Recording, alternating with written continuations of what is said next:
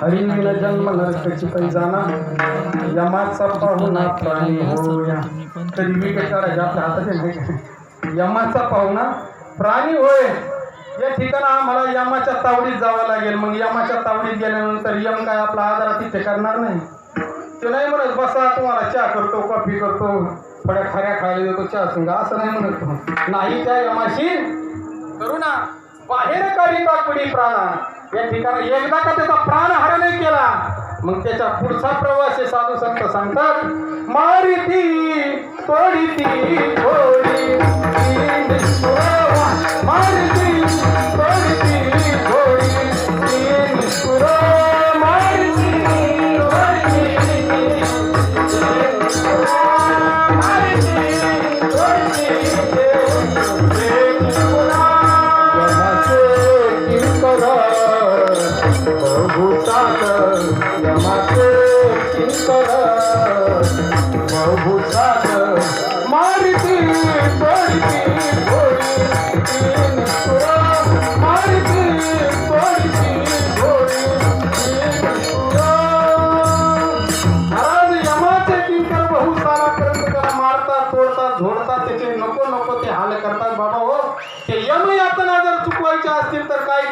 संतांच्या विचाराने जाण्याचा प्रयत्न कर. संतांनी जसा परमार्थ सांगितला तसा परमार्थ कर. नागबाबा सांगतात आवडे देवासी पायका प्रकार आणि नामाचा उच्चार रात्रंदिवस. रात्रंदिवस भगवंताच्या नामाचा उच्चार कर. हरीचे चिंतन सर्व काळ चिंतन कर म्हणले, पण सर्व काळापर्यंत चिंतन कर. आणि भगवंताच्या नामचिंतनामध्ये तुमचं आमचं हित आहे. बाकी दुसऱ्या गोष्टीमध्ये हित नाही. हित ते करावे देवाचे चिंतन करून. या मन एक राजा हो, या पृथ्वी तलावरती आपण आलोय भगवंताची भक्ती करण्याकरता. याच्या पुढे जाऊन माझ्या साध्या सोप्या भाषेमध्ये जर सांगायचं ठरलं का तर फक्त आपण दिवस काढायलाच फक्त इथं आलो. या मृत्यू लोकांमध्ये आलेला दिवस फक्त घालवायचा आहे. मग तो कसा घालवावा हे प्रत्येकाने ठरवायचं. साधू संत एक चौकट आखून देतात महाराज. काळ सारावा चिंतन काळ सारावा चिंतन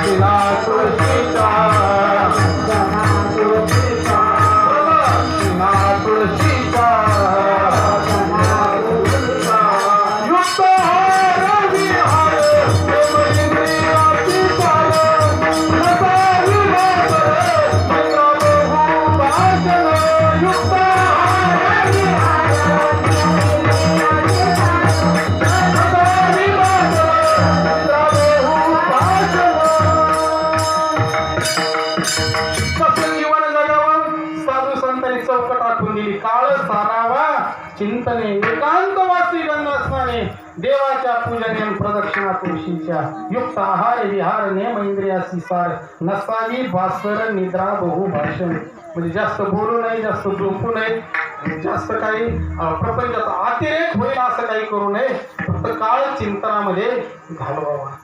आज नाथ बाबांचा जर या ठिकाणी नवनाथांचा जर विचार जर केला ना तर त्यांनी आपला काळ भगवंताच्या नामचिंतनामध्येच घालवला. चौरंगीनाथाचं आपण नेहमी उदाहरण ऐकतो. पर्वत लागला होता फळांचा. पर्वता एवढे फळ जमा झाले परंतु त्या फळाकडे डुंकून सुद्धा पाहिले नाही. फक्त नजर कुठं होती शिळेवरती. लक्ष लावून राहा गोविंद गाया न्यायानं. फक्त भगवंताचं नामचिंतनावरती लक्ष. आणि म्हणून खऱ्या अर्थानं चौरंगीनाथ म्हणून ते पुढं या ठिकाणी जगामध्ये अवतरित झाले. मला सांगायचं हा भाऊ, नाथांनी 12 वर्ष साधना केली म्हणून नाथांना ती विद्या प्राप्त झाली. नाथांची जी विद्या आहे ती सोपी विद्या नाही महाराज. जसं एका कानिपनाथांची आणि गोरक्षनाथांची अरण्यामध्ये गाठ पडल्यानंतर दोघ जण वार्तालाप करतात. दोघांचे शिष्य दोन्ही बाजूला बसलेले आहेत. आणि सहज त्या ठिकाणी कानिकनाथांनी इच्छा व्यक्त केली म्हणजे एवढे फळं पिकलेत म्हणले ज्याच्यात फळं खायला भेटली तर किती चांगलं होईल म्हणजे आता काही शिष्याला पाठवून आपण फळं तोडून आणू गोरक्षनाथ म्हणतात बाबा त्याच्याकरता एवढा प्रयास कशाला कधी कधी आपल्या बरोबर शिक्षकांना असतात नसतात आपलं काम आपण केलं पाहिजे मग गोरक्षनाथाने या ठिकाणी मंत्रोच्चार करून या ठिकाणी सगळी फळं तोडली खाली आणल्यानंतर सगळ्यांनी आस्वाद लुटला आणि खाल्लेली फळं आता परत चिपटायचेच म्हणले कोण म्हणतात कानिकनाथ परत ही फळं आहे तशी चिपटायची म्हणजे असा कोण आहे म्हणजे विश्वामित्राचा पुत्र की तो परत हे सगळं तयार करीन म्हणजे माझा गुरु पकाटे म्हणजे माझा गुरु पकाटे माझ्या गुरुमुळेच्या याच्यामुळं म्हणले मी हे सगळं करू शकतो पुन्हा आहे तशी फळं चित्तवली म्हणले तुझा गुरु कच्चा आहे म्हणले तुझा गुरु तिकडे या ठिकाणी स्त्री राज्यात म्हणले भोग भोगतोय म्हणले आणि मग गोरक्षनाथाला राग आला म्हणले अरे तुझा तरी गुरु काय म्हणले 12 वर्ष म्हणले तिथं खड्ड्यामध्ये मला लिदीमध्ये पुरून घेऊन त्याला बाहेर सुद्धा निघता येणार मग दोघांनी या ठिकाणी एकमेकाला नमन केलं आणि एक दोघ जण एवढे खुश झाले म्हणले बरं झालं या ठिकाणी या वादामधून सुद्धा काय झालं माझ्या गुरूंची मला या ठिकाणी मला पत्ता सापडला कानिकनाथ म्हणतात आणि या ठिकाणी गोरक्षनाथ म्हणतात माझ्या गुरुचा मला पत्ता सापडला या ठिकाणी दोघांनाही आपल्या आपल्या गुरूंचा पत्ता सापडला आणि मग मात्र या ठिकाणी गोरक्षनाथ श्रीराजामध्ये जाऊन मच्छिंद्रनाथाला बोलवतात तो कथाभाग खूप वेगळा आहे चलो मच्छिंद्र गोर काय आहे आणि नवनाथ ग्रंथ असा आहे महाराज याच्यामध्ये एक भाव आपला प्रगट होत असतो नवनाथ ग्रंथ नुसता ऐकला ना तरी सुद्धा माणसाची ती भगवत भावना या ठिकाणी तयार होते आणि वाचल्यानंतर तर महाराज वाचा शुद्धच होते याच्यात काहीच म्हणजे संशय घेण्याचं कारण नाही महाराज विठाला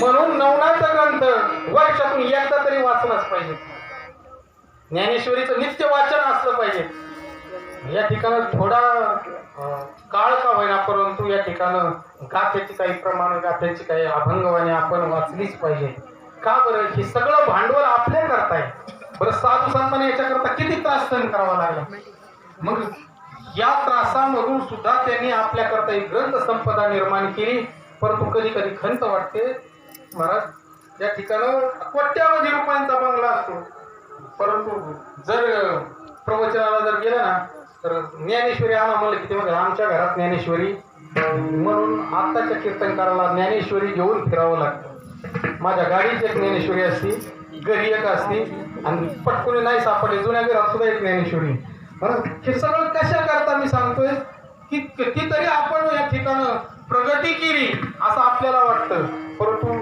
ग्रंथांपासून आपण खूप लांब गेलेलो आहे ग्रंथ वाचले तरच या ठिकाणी आपल्याला पंथ कळेल संत कळतील तसं ते कळणार नाही म्हणून सांगण्याचं तात्पर्य संत काय करत असतात आपल्याला तर त्या ग्रंथांच्या माध्यमामधून ज्ञान देत असतात आणि म्हणूनच जगद्गुरु तुकोबाराय सांगतात आई बापांपेक्षाही ते कृपावंत आहे तुम्ही संत माय बाप कृपावंत कायमी पतित कीर्तिवानो आणि ते अवतार कशा करता आहेत तर त्यांचा अवतार फक्त जडजीवांचा उद्धार करण्याकरता अवतार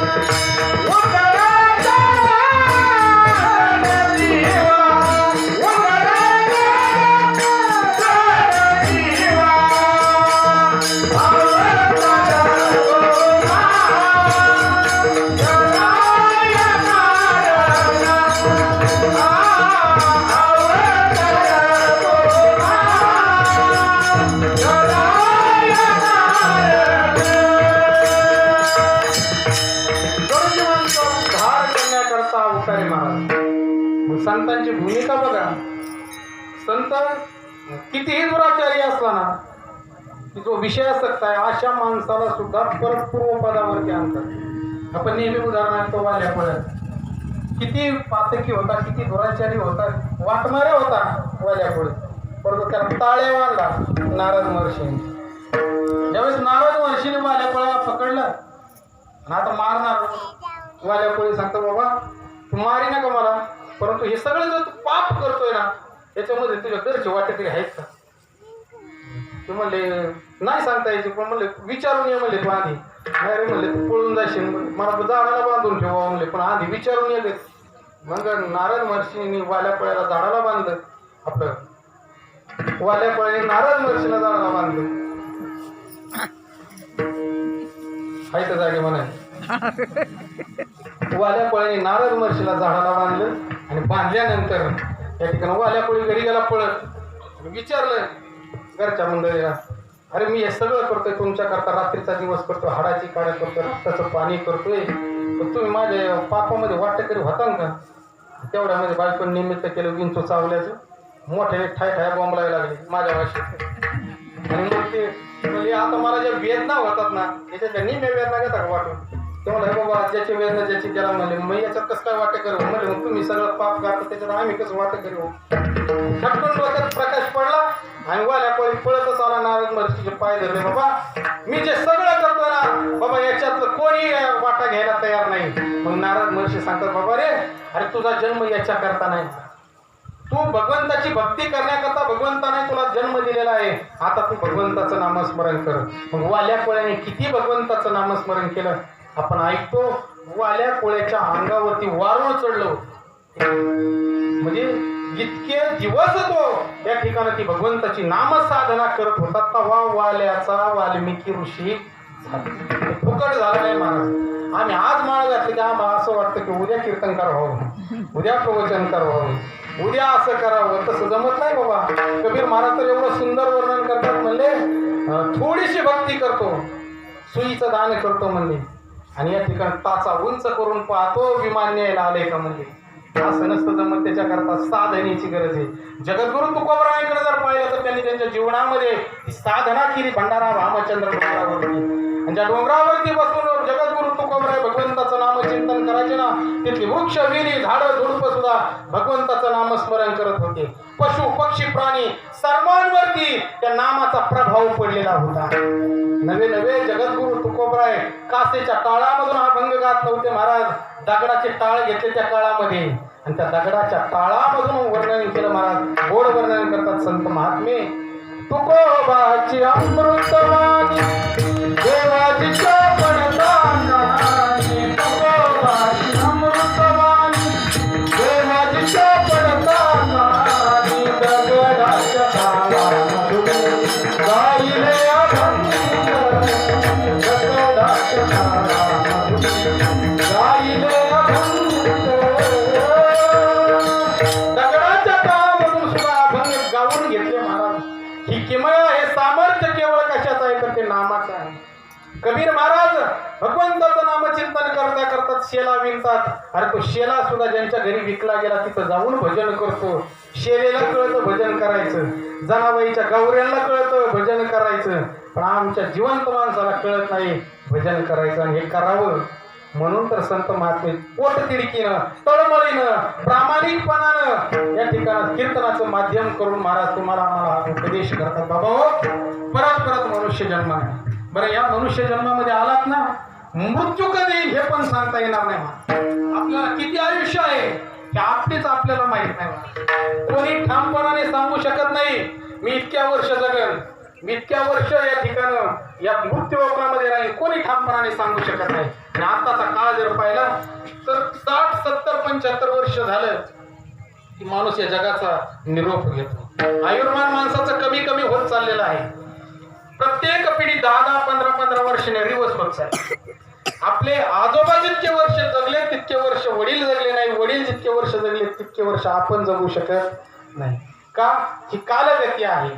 वय आयुर्मान कमी कमी कमी कमी होत जातं. जसं संतांनी सांगितलं बाबा अल्प आयुष्य मानव देह शतकरीले ते अर्धरात्र खाय मध्ये बालत्व पिढा रोग अक्षय काय भजनाशी उरले ते पाहिगा.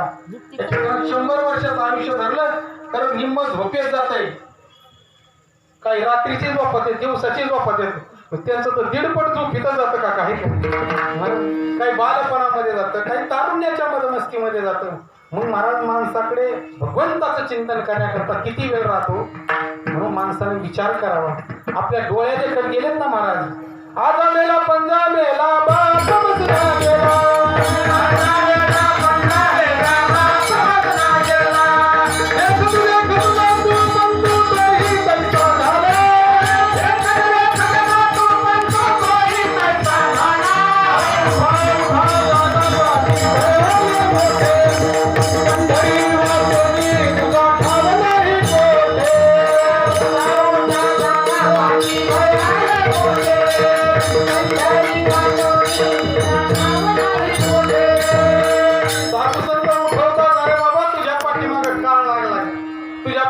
भीती लागलेली मरणाची सावध हो. किती जणाला मरण येणार हे कळते महाराज नाही ना. मरणाच्या विचारापासून आम्ही खूप लांब आहोत.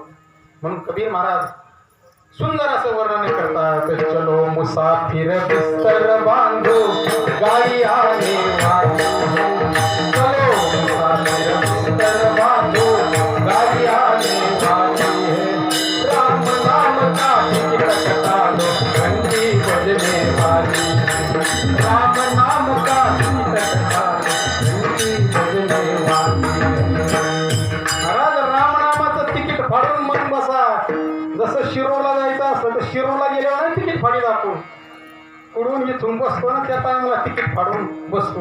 तसं जन्माला आलो ना मरणाचं तिकीट फाडून प्रत्येक जण आलेला आहे. प्रत्येकाला एक दिवस मरण येणार. मरण कोणाला चुकत नाही महाराज कोणाला. कबीर महाराजांनी सांगावं पीर मरे पैगंबर मर गए. अरे मर गए जिंदा जोगी जपी तपी सन्यासी मर गए हकीम रोगी. 3 लोक पर छत्र विराजे लुटा तुझे बिहारी. कहत कबीरा सो भी मर गए अरे रयत कोण बेचारे. प्रत्येकाला एक दिवस जाणं आहे महाराज. प्रत्येकाला मरायचं महाराज. ज्याप्रमाणे भाड्याच्या घरामध्ये माणूस राहतो आणि 11 महिने पूर्ण झाले की 12व्या महिन्याची सुरुवात झाली की तो मालक म्हणतो बाबा रे तुला आता हे घर खाली करावं लागेल. आणि तसं या ठिकाणी आपल्याला नरदेह दिला.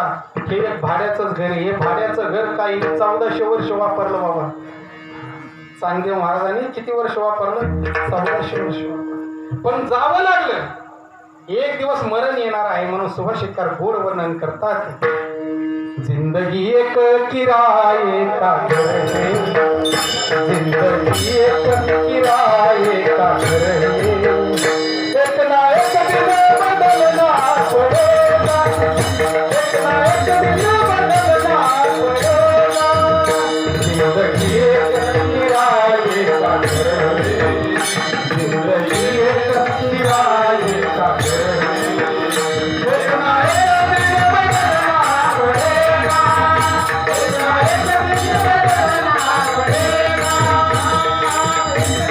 बदलना पड़ेगा. ऐसी हो जाएगी तेरी हालत. काम आए ना दौलत ना ताकत. किती जरी मोठा पहिलवान जरी असतो ना हिंदगी काका तरी सुद्धा शेवटी काठी येतो बरं का महाराज. या जगामध्ये सत्ता संपत्ती तारुण्य सगळ्याचा क्षय होणार आहे. संपत्ती ज्याला म्हणतात ती संपत्ती महाराज. तारुण्याची व्यवस्था सुद्धा एक दिवस तारुण्य संपत जाते महाराज. कधी डोक्याचे केस पांढरे झाले आपल्याला सुद्धा कळाले नाही महाराज.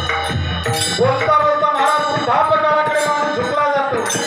परंतु कधीही या ठिकाणी त्याला असं वाटत नाही की मी मरणाकडे चाललेलो आहे. महाराज कोट्यावधी रुपयांचा बंगला बांधा पण सगळं इथं ठेवायची बरं का. बरोबर काही नाही. रावणाचं उदाहरण ऐकतो आपण. 7 कोटी घरे शुद्ध कांचनाची पण संघाचे कवडी गेली नाही. बरोबर काही नेता आले नाही महाराज. तसं तुम्हाला सुद्धा बरोबर काही नेता येणार नाही. म्हणून बरोबर नाही करतात सुभाषितकार. ऐसी हो जाएगी तेरी हालत. काम आए ना दौलत ना ताकत. छोड़कर अपनी उसी हवेली मुझको बाहर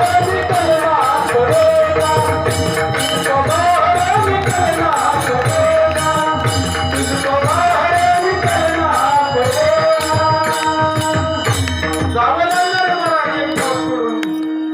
एकट्याला स्मशानभूमीमध्ये जावं लागेल. पत्नी येते दारापर्यंतच येते महाराज. समाज स्मशानभूमीपर्यंत येतो.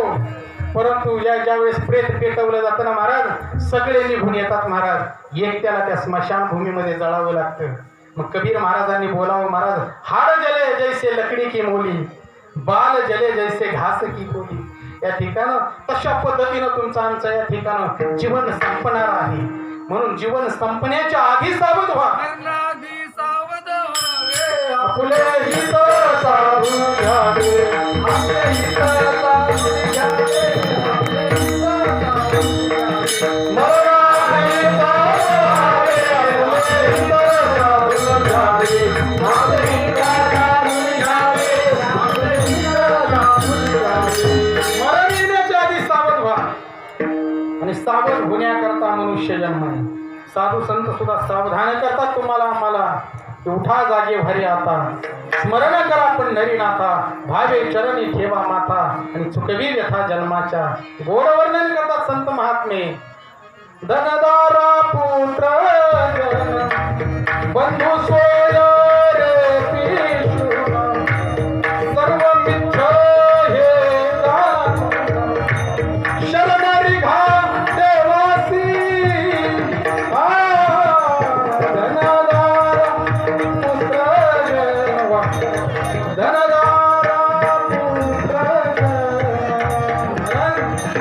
सगळं हे मिथ्या आहे, खोटं आहे. आणि खोट्या माणसांकरताच आम्ही रडतो. बघता या ठिकाणं आपण आपल्या आयुष्यामध्ये कितीतरी वेळा या नात्याबोत्यांकरता रडतो, कितीतरी वेळा. पण रडावं महाराज फक्त प्रभू करता. मीरा रडली भगवंता करता, जनाबाई रडली भगवंता करता महाराज. डोळ्यामध्ये आसूचे 2 थेंब यावेत, कोणा करता? भगवंता करता. महाराज गोड वर्णन करतात संत महात्मे. आंखों से आंसू बहे, वाणी भी कुछ ना कहे, ऐसा तुझको जब से हो गया, जब से प्यार हो गया, ऐसा तुझको जब से हो गया, जब से प्यार हो गया. असं ज्यावेळेस होईल ना त्यावेळेस समजून जा भगवंताने तुमच्यावरती कृपा केलेली आहे. नामदेवरायावरती कृपा केली भगवंताने. म्हणून नामदेवरायांच्या हातून देव जेवतोय महाराज. नामदेवरायांच्या हातून दूध पितोय महाराज. किती आहे भक्तीची उंची नामदेवरायांची. महाराज वय थोडंच आहे, लहान आहे, 5 वर्षाचं वय. परंतु 5 वर्ष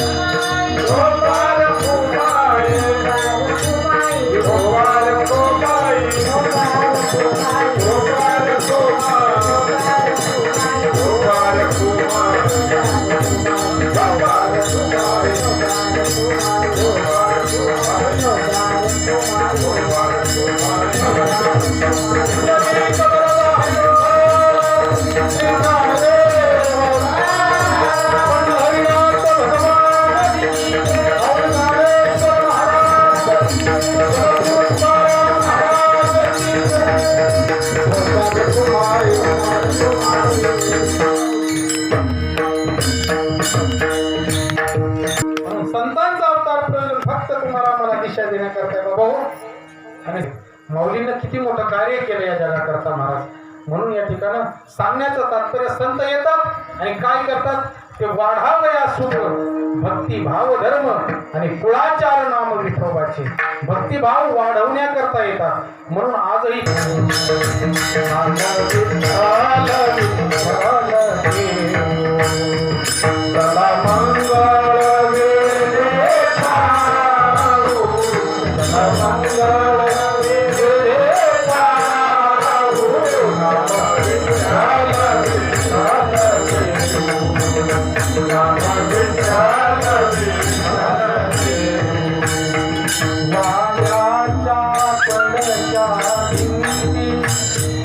दामा